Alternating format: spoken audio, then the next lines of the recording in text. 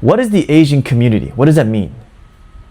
Usually when people say the Asian community, it's like a collective pride of dishonoring your or honoring your Asian heritage. Asian community could be like the cumulative Asian experience. And when they say Asian, they don't mean Indian. They don't mean people from that region. Some people call those people brown, and they call Asians yellow.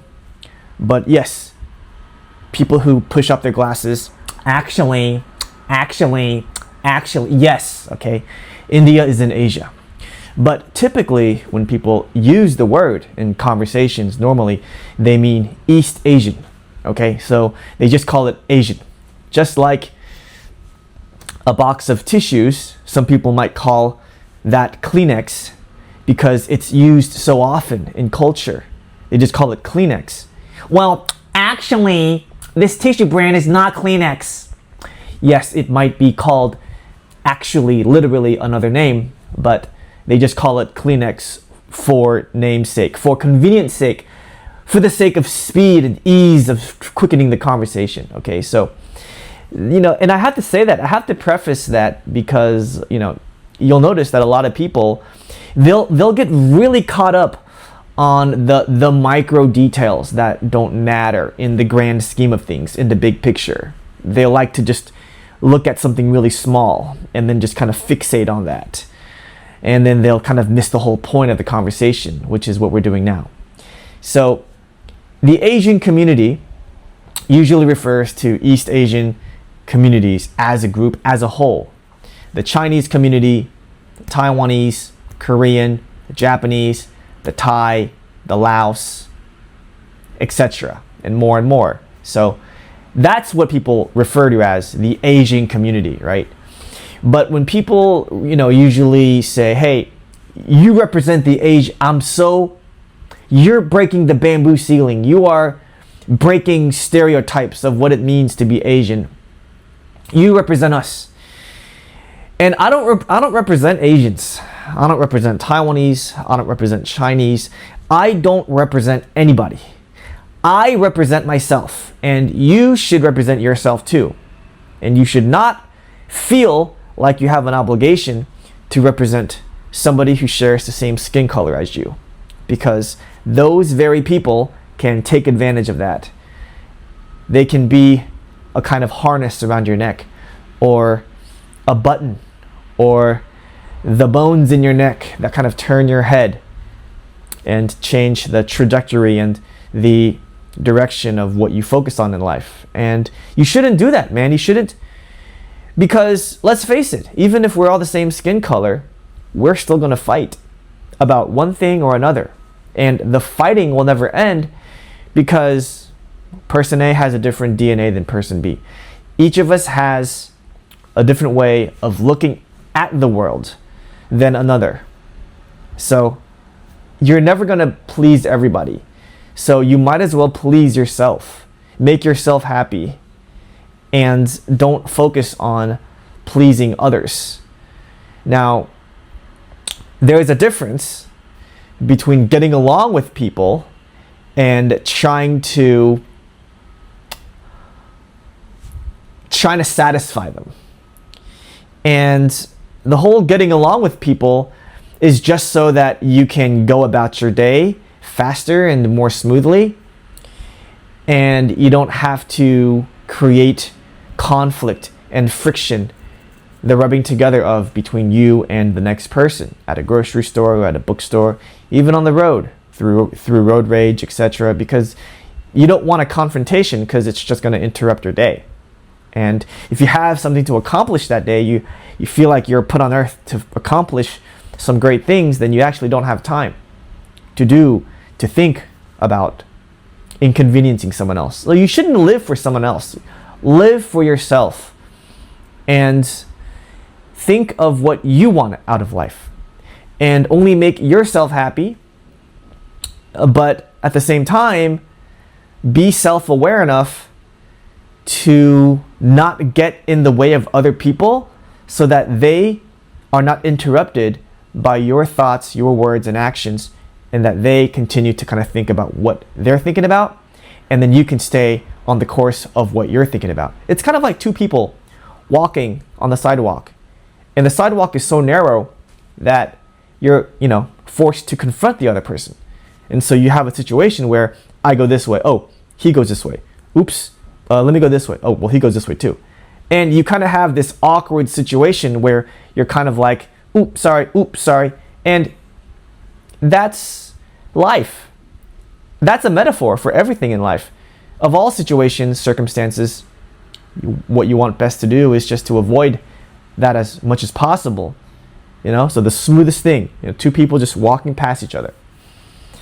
So the Asian community, should you stop? If you confront with them, like, should you do something to appease them, to make them happy, to make them think you're cool? Honestly, I don't think so. I don't think you should go out of your way to make them happy. You represent the Asian community though. Hey, what you did, what you said on social media in that video, I hate what you did. I hate what you said. You should take that video down. You don't represent Asians. You bring dishonor to the Asian community. So, what do you do then? Okay, so I made this video, or I made this content for myself. I thought something was funny, and I made a video that represented, that reflected what I thought was funny. You don't have a right to tell me how to think, what to do, what to say. I represent myself. I don't represent you. Yeah, we have the same skin color. Sure, we might have even come from the same country. But you don't represent me. You are not me. I am me. You are you. We are different. And so you always have to think, hey, what do I want? Okay? But of course, you don't want to break the law, because it's just going to get in the way with everything. And plus, you shouldn't break the law. That's why I believe in religion. Sometimes. I believe the Christian religion is the religion of my choice. I take the things out of there that I think are good for humanity, and I try to reflect that as much as possible. And I think you should too. You should find something that you resonate with. And the reason why I say Christianity is so great is because in Chinese, they call it 遮盖, which is like an overhead ceiling. So you can trust that somebody from church is going to treat you right more than the person randomly on the street most of the time, because they have somebody holding them accountable. They have a 遮盖. They have a ceiling over their head that could fall on them at any time. A finger from heavens pointing down. You shouldn't do this.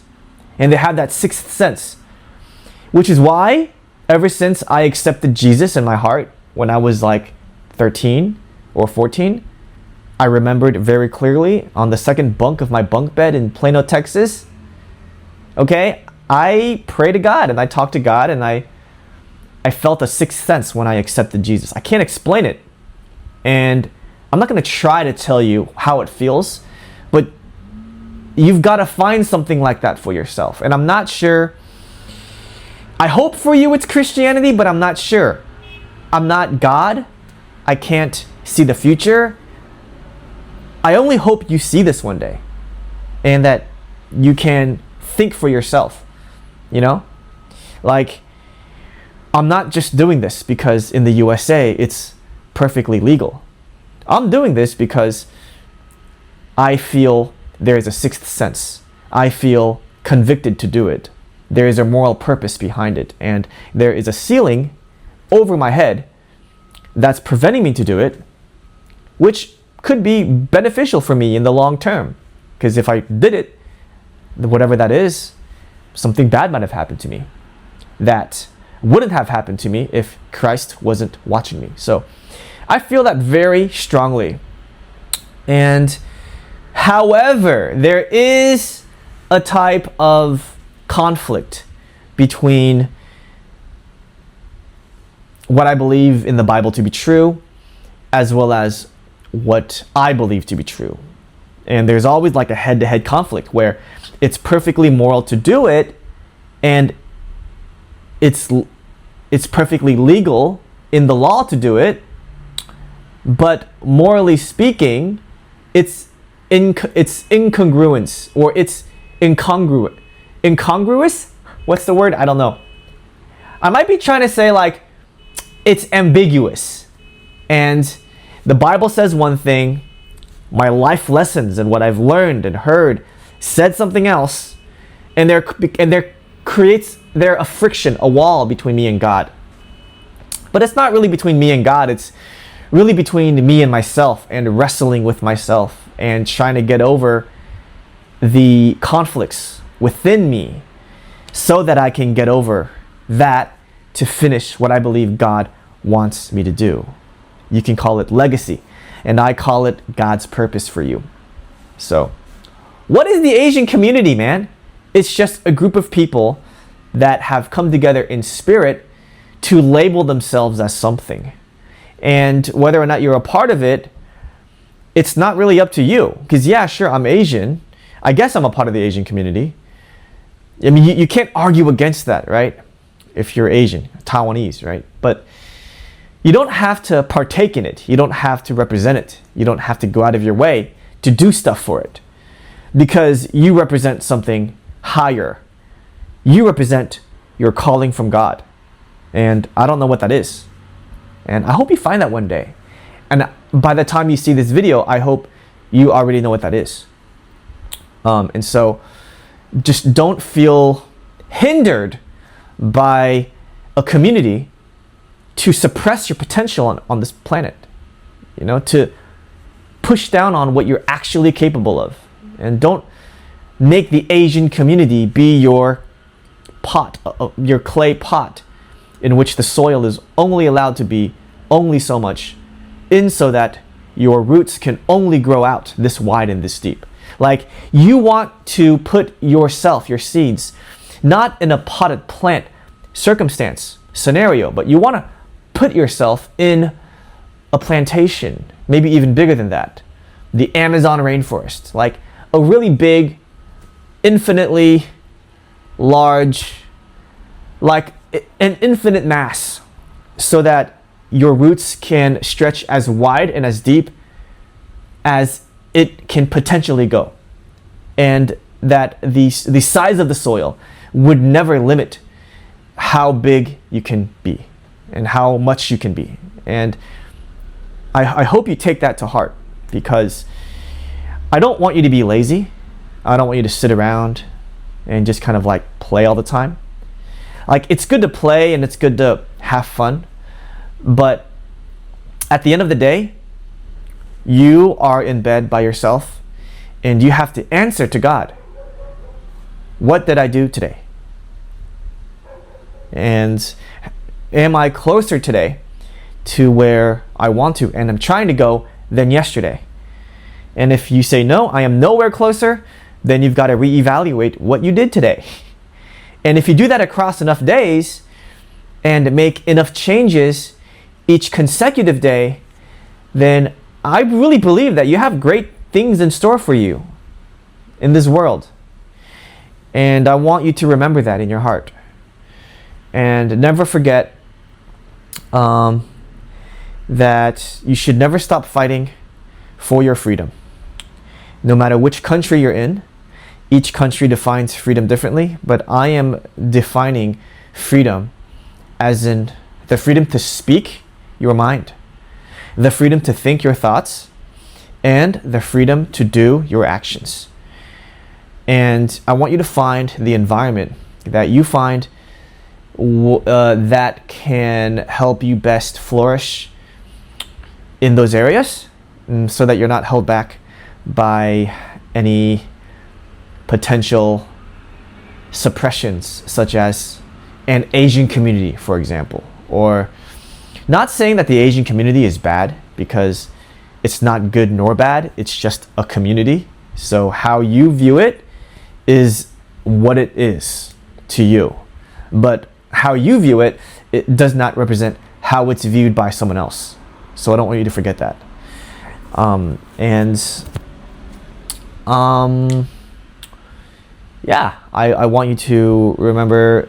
I mean, if the Asian community is a community that you feel very passionate about and you want to contribute to, and that you feel that you have a strong resonation with, then, or a strong resonance with, I'm sorry, then by all means, just go and do it, man. Just kind of, but you've got to make sure that it's in congruence with your heart, and you've got to make sure that everything you say, you do, and you think, these three things are the most important things that define you. Okay, how you think, what you think, say and do. Okay, who, what, when, where, why, think, say, and do. And you want to make sure that you're in the environment that lets you grow the most, in those areas where you feel the most congruent in those three things, both inside and outside of your body, in your sphere of influence, in what you can control. Because you can't control the weather, you can't control how other people think. You can only try to plant a seed into their minds so that they can choose to further nurture it or dissolve it or set it aside. And so just don't let anyone hold you down. Don't let anyone hold you back. Do things within the law. Be a legal citizen, a legal resident of wherever you are, and try not to get in anyone's way, in a bad way. Make friends, of course, but if you see that, hey, this person is not really feeling it, does not really want to get along with you, then go your way. There are a lot of people in this world, and you don't have to feel alone. Okay, just because all these people might not want to play with you or hang out with you or kick the shit with you, whatever, it doesn't mean that you don't and are not able to make friends. And you are able to make as many friends as you want. And that's the beautiful thing about this world, is that like you can make so many friends. It's just like depends on like, hey, do I and him or her get along? Like, is there a mutual benefit? Is there, screw the mutual benefit. I mean, the best friendships are made when you just go over to someone's house and you don't say anything. Like, there is nothing to be gained and nothing to be lost. And I find that as I grew older, it was harder and harder to make friends who didn't expect something from you. Like, Teddy, you've been sitting here for 5 hours. Like, what the hell do you want?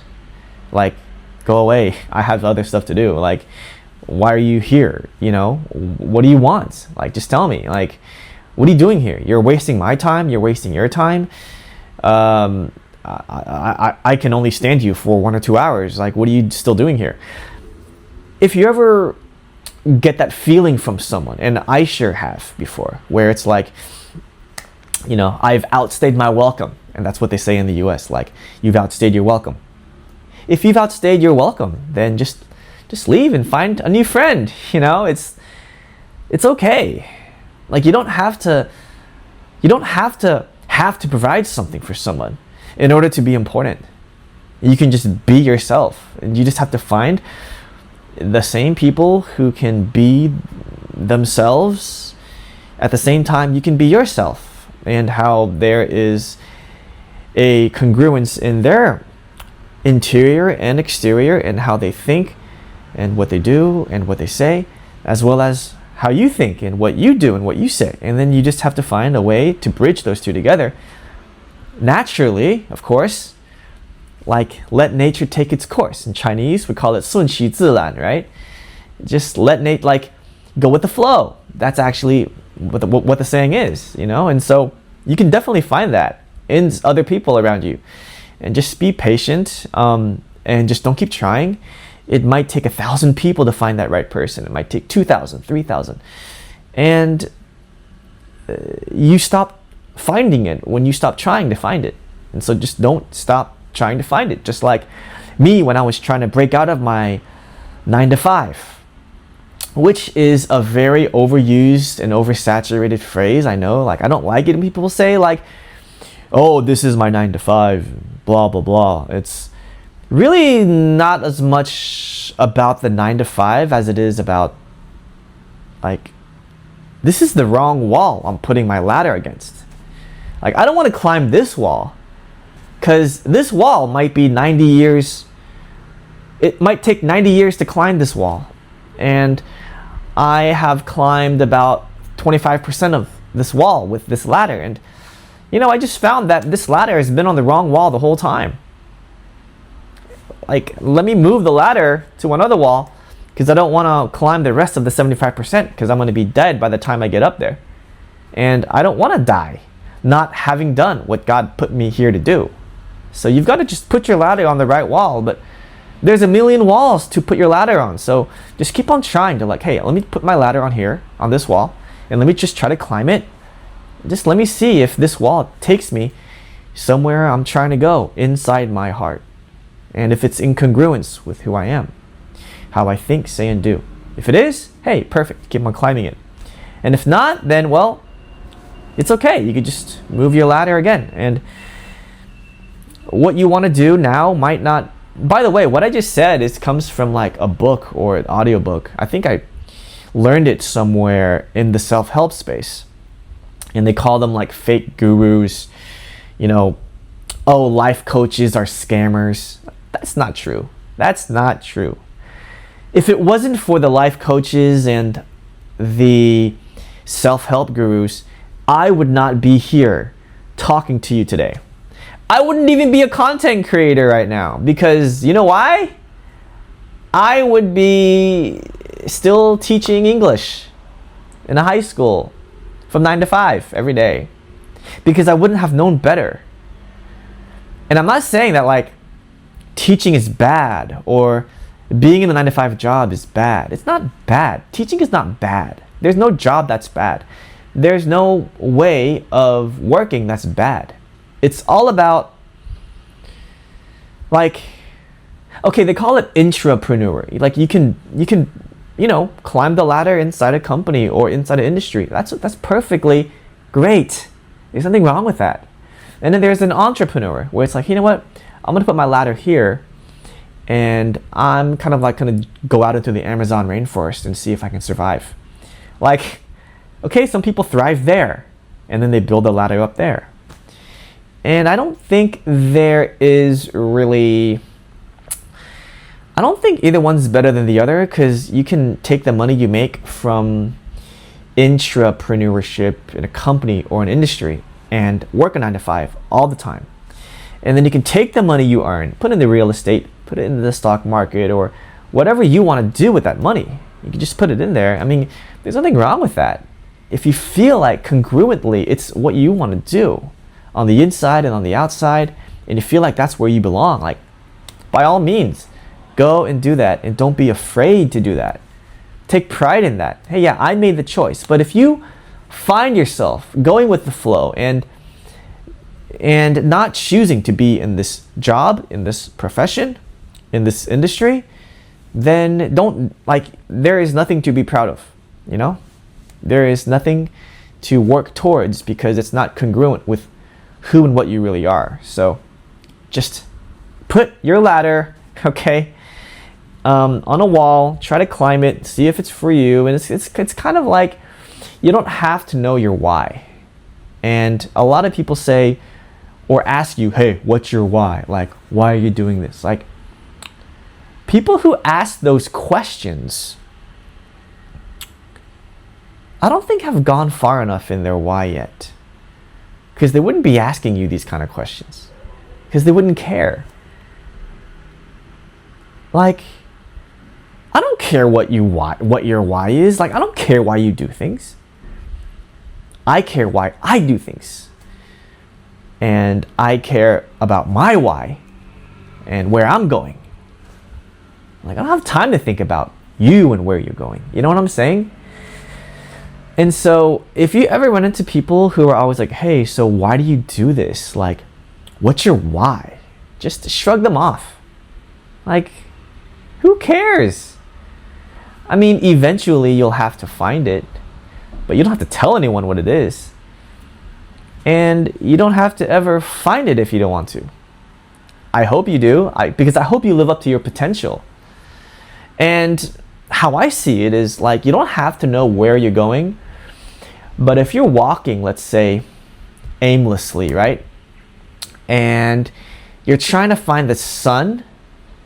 Like, you don't have to know exactly where it is in the sky, but if like there's some clouds covering it up, you can just walk towards that and just keep walking. You don't have to know exactly where it is. Like, you have a gist of the vicinity of the sun. Like, you kind of know it's there, and just keep walking in that vicinity.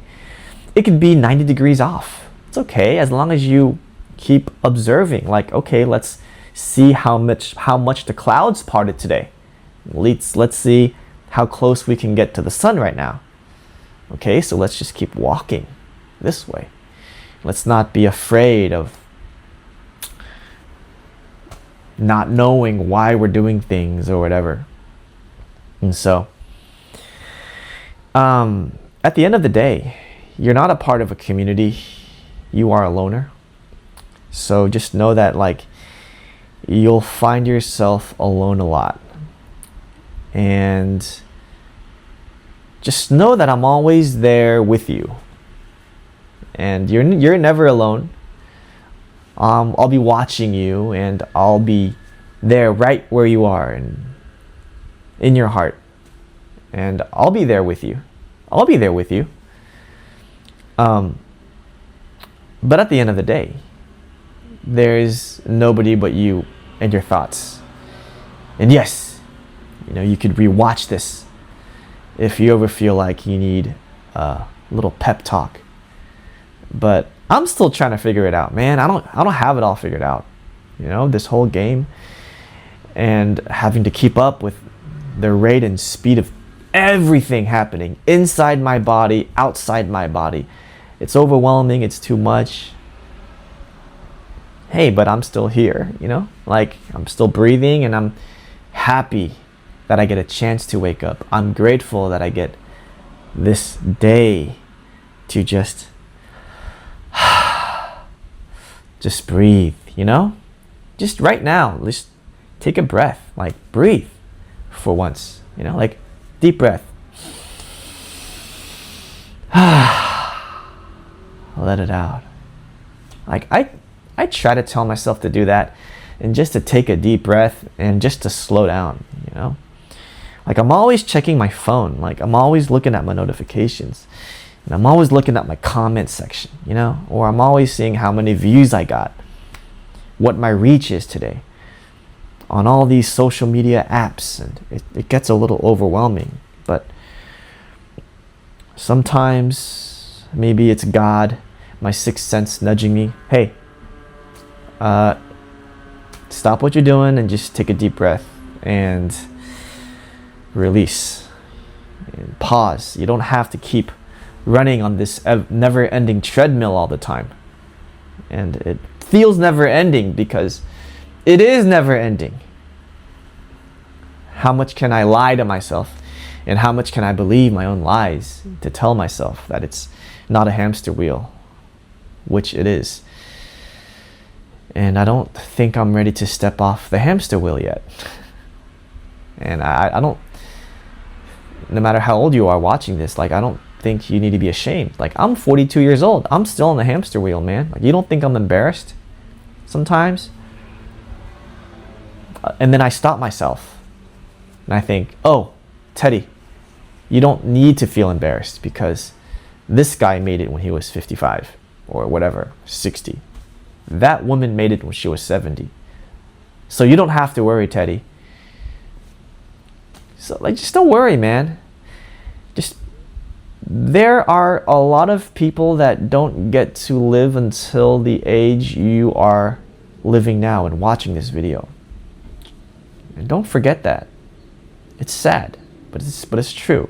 There are a lot of people who pass away for unknown reasons or known reasons. And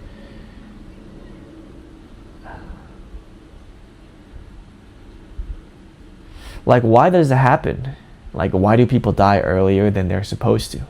Or why do people die around the age where a lot of people die, but they die in such a terribly sad and horrific way?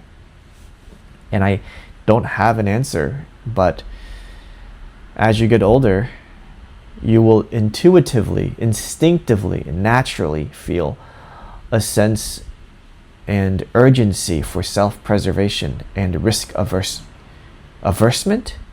or being risk averse and trying your best to not put yourself in harm's way as much as possible, no matter where you are, be it in your most personal and private chambers of your house, your bedroom, or outdoors in the most crowded and chaotic place.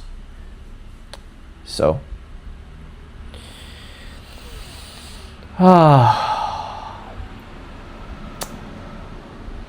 yeah.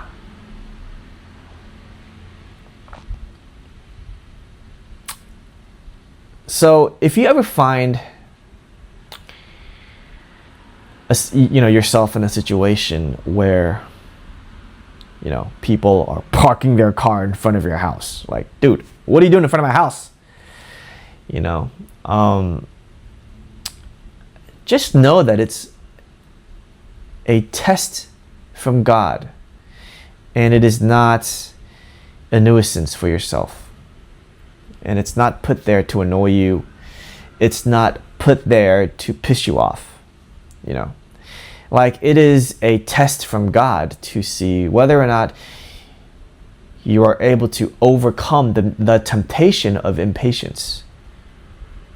And that's something that I have to tell myself a lot. And it's like, everyone has something that they have to deal with. Like, I need to be grateful that I have this house that I have, and that I am able to kind of exit my house this conveniently.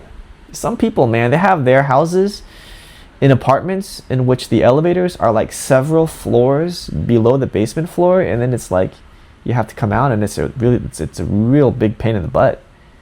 But I just come out and I'm conveniently there. And so, of course, you can take action, contact the police if it's too difficult of a situation in which it's too hard to diffuse the wires safely. Then yeah, the police might be helpful, right? But do what you can, try and communicate as peacefully as you can, and if someone gets in your way, cuts you off in traffic even, and causes you to miss that red light, I know it's really annoying, right? Where you could have made that green light, but because this dude just cut you off and then drove in front of you, you're not able to, should you honk your horn as long as you can, get out of your car and throw an egg at his car? Like, man, what are you doing, man? What are you doing? And what is that going to solve? Is it going to help you grease the gears of conflict and and confrontation easier? It's just going to make it harder for you to go about your day and just do what God wants you to do, to leave behind the legacy that God wants you to leave behind, which I hope you find soon. But I will not criticize you or put you down because you don't find it soon, because it took me a very long time to find. And I don't even have it all figured out because my dreams have changed. And I tell a lot of people this, that like, I've been doing social media. I make videos. I'm in the comedy space, personality space, and I try to be funny and authentic and relatable. And it's fun to make these videos, and it's fun to edit them, to upload them, put them out there, and it's like, see what the world has to say and build a relationship with people in that way. But I wanted to get into this space because I thought, firstly, I was curious. And secondly, at a deeper level, I wanted to be an actor. Yeah. I wanted to be in a movie. I wanted to be in a TV show. And I wanted to, I thought maybe I have the look for a certain character type. And maybe I could be like an action comedy superhero lead character, leading male of a movie in Hollywood. Wow, wouldn't that be great, man? That still would be pretty cool, you know. I'm not gonna lie. You know, that does sound pretty cool, you know. But I would say a lot of my desires and a lot of my aspirations and ambitions have been satiated by building the following that I have through social media and by putting out all these videos, you know. I feel like I've put out so much, but I know there are a lot of people who have also put out a lot. So, you know, I'm not sure if what I put out is considered a lot, but I feel like I've been doing this every day for several years since December of 2019. Can you believe that? It is August 21st, 2020. Is it 2020? Oh, it's 2026. I keep getting it mixed up. Is it 2027, 2026? Sometimes I don't know what the year, the month, the week, the day, the hour. And then in another tangent, I feel like time is moving incredibly fast the older I get, and that even though we have 24 hours in a day, I feel like each hour is passing at a speed in which blows my mind and in which I feel is a horse without a harness. And every day I'm trying to find the harness to put on the horse that we call time. And it's just time is just moving so fast, man. It's moving so fast, and I don't know what to do. You know? I don't know what to do. But I'm so grateful and I'm so glad to have that time. And to have had that time to purchase the camera and the microphone and the stands and the setup, the bags, my clothes, for me to talk to you, in which you're watching this right now, and that you found this video. So I'm really grateful that you found this video and that you took the time to watch it. I hope that something I said today could kind of change your life or could resonate with you. That even though I'm 42 and I've built up this amount of following, which some people think are a lot, I feel like it's not a lot for me. And personally, yes, let's say I'm able to get attention by doing certain things, but can I maintain your attention? Can I uphold your attention in order to create longevity alongside with you so you can grow on this journey with me? And that's something I am figuring out by the day, and that is perhaps the biggest challenge I have. And yeah, that's kind of all I wanted to share today. You know, I'm really passionate about this topic because, man, I'm still figuring it out, you know. And one day you'll figure it out too. And I know that I'm starting to kind of talk towards an end when I'm starting to repeat what I'm saying in different ways, and when I'm starting to loop my message, and where my mind is kind of going in circles, going back to this same point again and again. I know it's time for me to finish talking to you. And so I guess I don't have anything more to say.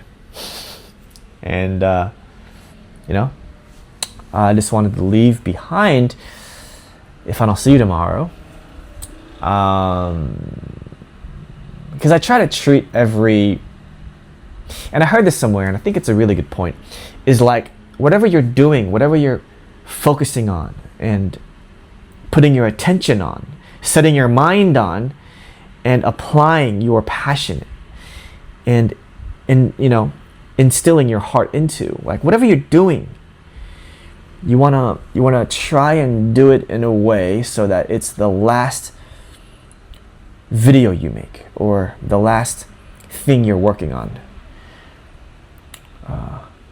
the last act of love that you're putting out there. So I guess I want to leave behind, are you, like, did you do something for yourself that is healthy for your body? I'm not talking about like, ooh, mental health, like, come on. I'm talking about like your heart, your liver, your kidneys, your intestines, the things that physically make up who you are, your brain. Okay? Like, did you eat something? Did you sleep in a way? Did you drink something? Did you exercise in a way? Did you lift weights in a way that